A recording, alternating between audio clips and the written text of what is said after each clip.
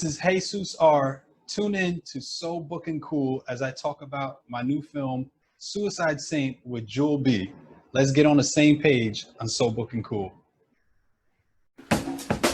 So booking, so booking, so booking cool. It's so motherfucking cool. So listen to So Booking Cool. Welcome to So Booking Cool, it's Joel B.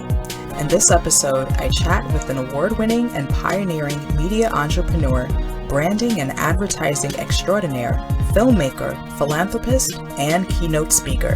Highly sought out in the entertainment industry, our guest has created a variety of successful media campaigns, including Boadicea the Victorious fragrance, which won Best Perfume at the Wallpaper Design Awards. It has been worn by the likes of First Lady Michelle Obama, Madonna, and was the official fragrance at the royal wedding of Prince William and Kate Middleton. The three brands he designed for Sean P. Diddy Combs include Ciroc, Sean John, and De Leon Tequila. Two presidents have honored him, with the White House nominating him for Champion of Change. He was selected to represent the United States as the U.S. delegate for the global initiative Ignite the Americas. The mayor of his hometown even declared his own day, which takes place every October 25th.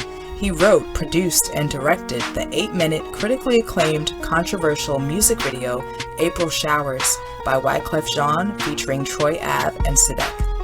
As someone who is passionate about making art that will inspire social impact, he founded the Hezues R SIC Film School, an education platform focused exclusively on social impact, in which youth are empowered to create content that address issues that directly affect them.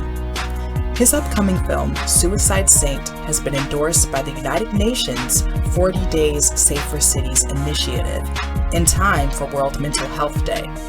You can now catch his new 6-part series, Real Talk about Mental Health and Suicide Saint. Here with us today, he is Hezues R. Stay tuned for our conversation only on So Booking Cool. Thank you, Joel B. That was such a wonderful intro. I really appreciate it, and thanks for having me on So Booking Cool. Oh, no problem. How does it feel to have all of this success, into your career, doing different things? I don't think about the success. I think about the work. I've never been in it for the money or the validation. I've always been focused on the impact, and that's why most of my career, a lot of the content that I've created, whether through short films or narratives or commercials or music videos, I've always had the intention to heal some of the societal ills through various issues that I address. So it's great when you do get recognition, because obviously the recognition helps propel other opportunities. So you're able to create things on a larger scale and impact more people. And when did you feel called to create work that is impacting people positively? Definitely just from having my own hardships. I think one of the challenges of engaging anybody to care about a cause or situation is that by default, our human nature is not to care about things that don't affect us. So a lot of times when you find somebody who's passionate about something, they've lost someone close to them from that or suffered it, personally. But I think that experience gives you greater understanding. Not that we don't want to care about things that don't affect us, or that there aren't people out there who do care about things that they've never been involved with. You have a ton of people who are just that compassionate. But I think for the most part, ignorance is bliss, and people wouldn't be engaged if they didn't have the knowledge or experience around something. That's why I feel it's so important to drive more awareness for mental health, because everyone is affected by it, but some people don't acknowledge that they're affected by it. And for us to create more conversation and awareness through art, I think we can engage people, because all the ills that we battle and all the issues that we have, and being so polarized and divided, and everything that's so wrong in the world today is all derived from our mental state, right? Our mental health, the way we engage, interact, perceive situations and how we learn and what we're conditioned by. So yeah, it's for me, this has become the most important thing I've done in my career. Why do you think it is hard for some people to acknowledge that they might be battling mental illness? Or not There's even def- mental, yeah. well, yeah, no, I mean, it's great. You know, I appreciate you framing it that way, even if you were going to say mental health, because I feel like when people think about mental health, they categorize it as mental illness, right? And they only think about people with schizophrenia or PTSD, or you know, a myriad of other issues that are severe mental illness. But I think everyone is at risk of having a psychotic break. In the U.S., half of the adults, or half of the, you know, 46% of adults in the U.S. deal with mental illness at some point in their life. And even with this pandemic, the coronavirus, and all the impact that it's had on people's routines and lifestyle, and you know, careers and financial status, it's created a lot of pressure, anxiety, depression. So there's a lot more attention and understanding of it. But I think historically, people don't want to talk about it because there's a stigma, whether it's just this idea that we create that there is a weakness in being honest about how we feel, or if there's a weakness and vulnerability, which is not true. I think it takes a lot more strength to talk about these things and to face these things. One of our foundation partners, the Jordan Porco Foundation, is led by a very brave and terrific and brilliant woman, Marissa, who lost her son. Her son Jordan committed suicide when he went to college. So for her to have to face that every day and to talk about it, you know, to help other people, I think is really courageous on her part, right? So I think we all need to, you know, go within a little bit and have some courage to address what most people don't want to talk about. And you know, the bigger problem is that a lot of times issues go undiagnosed. Even if someone has severe illness, they don't understand that they have a bipolar disorder that impacts all of their relationships. And it's very unfortunate because more than 60% of people don't go to get help. And you mentioned the pandemic, so I'm curious to know, what has this time been like for you during the COVID-19 and everything, and have you made any discoveries about yourself during these times? Well, it's been rough, from the perspective of losing friends and family members to coronavirus. I had a brother-in-law who unfortunately was on a ventilator for 6 weeks and didn't make it. But professionally and every other aspect of my life, it hasn't, you know, really impacted me, because for the last year and a half, I've just been researching, writing, and developing this film, Suicide Saint, to help other people. So all of last year, I had the opportunity to travel the country to see how mental health impacts different aspects of society. So from visiting methadone clinics in Baltimore to see how drug addiction and mental health, you know, correlate, to, you know, to meeting Marissa at Jordan Porco and other organizations. We're also talking to Director X and his organization, Operation Prefrontal Cortex, which implements meditation into schools and police forces. But yeah, this pandemic, it's been rough on a lot of people. I've been blessed that I'm in a good place in my career and financially, that I haven't had some of those burdens, but I definitely feel the pain of people who are going through things difficult. But there's nothing, you know, greater than loss of life. So I just pray for everyone who's lost anyone that they love or is close to them during this time. Yeah, you have my condolences, Jesus, as well. Thank you. No problem. What is your advice for fellow filmmakers, you know, during these times? Like, what should they be doing? Man, do something amazing, create something epic. You know, a friend of mine, XV, said mediocrity is the new black, right? You know, it's like mediocrity has become the end thing. People just aren't raising the bar as much. And I feel a lot of that is because art is so focused on monetization now. It's not, there isn't a focus on, social good or just the pure beauty and inspiration of it. To put that in context, when you had the Renaissance period, you had amazing paintings, the theater, whatever the art was. We're in a drastic different time now because today art is that's why I wear this shirt, art over algorithms, because I feel like, especially in the film industry, everything that's greenlit is based on the algorithms. It's based on the profit projections of who the A-listers are in it, and what other factors that they want to build up this hype that they think they're going to get a box office draw or make money. And I think that same idea of creating art to make money is the same thing that's infiltrated and corrupting the music industry and all other art forms, that young artists now are thinking more about surviving or about a career or about making money than they are about creating something that's beautiful or has some intention to help society, right? Like, you have all these different things that we do, different careers, different things going on in our lives, but the one thing that we have to give us balance or purpose for all this is to have something beautiful to admire, to understand why humanity is important, things like love. But now, when the art is no longer art and we categorize it as, okay, I just need to veg out, and some people watch reality shows or whatever it is, you're taking away from that time where you're supposed to be reflecting and being inspired and kind of recharging, and you're pulling yourself further down into the state of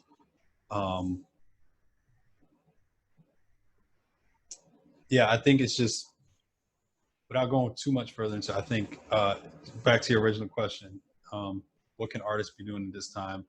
Create dope shit, create something inspiring, amazing, push the envelope, do something that's never been done before, just create something epic, and really, think about the idea of creating a masterpiece. Don't think about doing a million projects and making all this money. Just think about what is your voice, what is your passion, what is your purpose, what is the greatest thing that you can give this world as an artist, respective of whatever field, and just make something amazing. And do you remember where you were when the idea for Suicide Saint came to you? I don't remember where I was. I know I was in, what I just, was saying, I know I had that kind of mindset that, well, I've always had that mindset, but Yeah. I know for this is going to be my first feature film. My whole career, I spent serving other people and serving other brands, and never focusing on myself or my talents. And I think, it's a gift and a curse, because now I have all these unique, varied experiences that I can pour into having greater sensibilities as a director. But, there's that part, we all have the self-doubt or some kind of the edging of a regret that, man, if I would have got at this sooner, what could I have really done? Because I always knew that I was most passionate about directing, and that's the thing I was the most talented at. Regardless if I created fragrances or was an executive producer or creative director, or did other things that were very successful. For me, I knew those things paled in comparison to the greatness that I had as a storyteller. So I'm excited to be getting at it, this late. I don't regret anything. I feel like everything happens for a reason, but I understand when people have those self-doubts and they have those comparisons sometimes, that they look at everyone else's lives and try to think about where they're supposed to be at and how they're supposed to reach it. But I think for everyone, it's just, focus on your path, your mission, and do everything in your timing. The timing will work itself out. For Suicide Saint, I don't remember where I was. I just knew I wanted to make something amazing to put myself in a position to just focus on films for the rest of my career. And how do you think that this film, and even just the 6-part series that you've centered around, your upcoming film, how do you think that this is going to add and specifically impact mental health? Well, the 6-part series is definitely the brilliance of my publicist Angela Ellerby and our marketing director Michelle Joyce. So I got to give them all the credit for kind of envisioning and putting that together. And I was, when they said, hey, we should do this, I was 100% on board because it made total sense in terms of amplifying the message and getting out more information. Because as a filmmaker, I'm doing so much research about the subject matter and the resources, and there's so much that I want to put into the film, but only a small slice of that shows up on screen, right? Because the film is not a PSA, it's not a documentary, it's a narrative feature film that I'm creating this whole world with these iconic characters and a very visually immersive experience that's something that you've never seen on film before. And a lot of that information would go to the wayside. So we decided to do this series so we can interview and talk to all the cast members, because a lot of them have personal experiences that they're very traumatic. One of our actors was molested 3 times as a child by 3 different family members. Another one of our actors lost his father. His father was killed by police when he was 8 years old. And then another one of our actors grew up in foster homes and bounced around and had his adversity. So this film is going to be very real and true to it's organic. The process of creating it, the research, the writing, nothing about this film is commercial in the essence of making it, but I do have all that advertising experience and power to reach the market that will add to the back end of it. So we're going to make something really pure and unique, but then we're going to make it really popular and trend setting. One of our actors happens to have 22 million followers on social. So it's a balance of creating something dope, but then getting the word out there. But I don't let any of those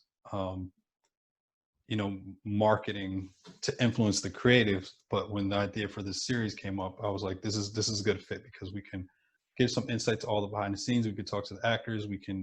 We're getting next week. Today we're doing all our actors. Next week we're doing all our foundation partners.